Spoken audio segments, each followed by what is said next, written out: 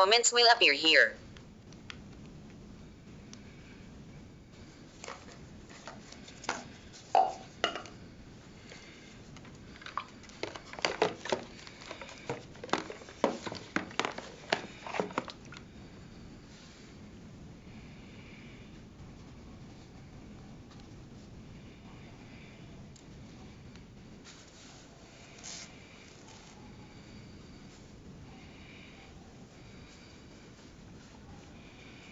Unang Korinto Kapitulo 8. Ngayon tungkol sa mga bagay na inihain sa mga Diyos-Diyosan.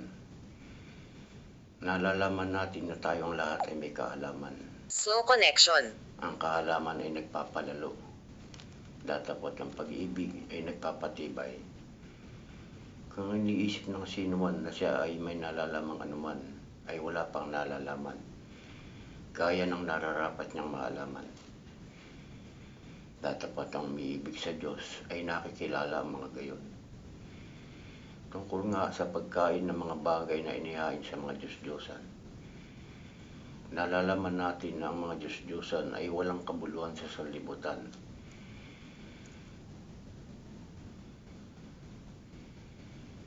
At walang Diyos maliban sa isa.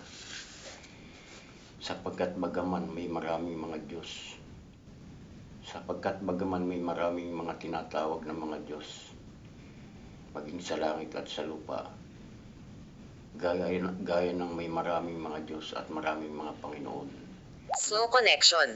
Ngunit sa ganang akin ay may isang Diyos lamang, ang Ama, nabuhat sa Kanya ang lahat ng mga bagay at tayo sa Kanya.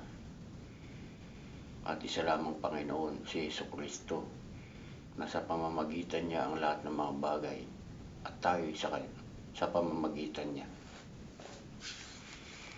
Ngunit wala sa lahat ng mga taong kaalamang ito, kundi ang ilan na hanggang ngayon ay nangamimihasa sa mga Diyos-Diyosan, ay kumakain na parang isang bagay na inihain sa Diyos-Diyosan, at ang kanilang mga budi palibasip mahina ay nangahahawa. Sapagkat ang pagkain ay hindi magtataguyod sa atin sa Diyos, sapagkat hindi tayo masama kung tayo di magsikain, at hindi tayo lalong mabuti kung tayo magsikain. Datapwat magsipag-ingat kayo,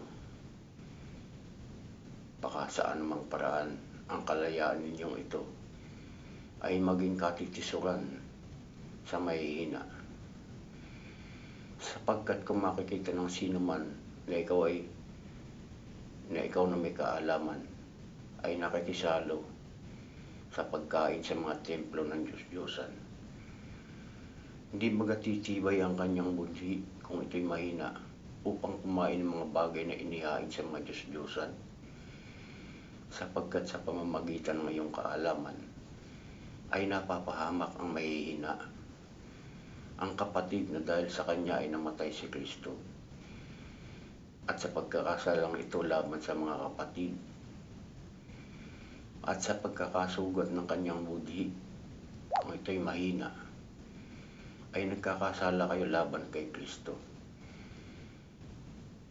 Kaya kung ang pagkain ay nakapagpapatisod sa aking kapatid, kailanman ay hindi ako kakain ng lamang katig, upang huwag akong makapagpatisod sa aking kapatid.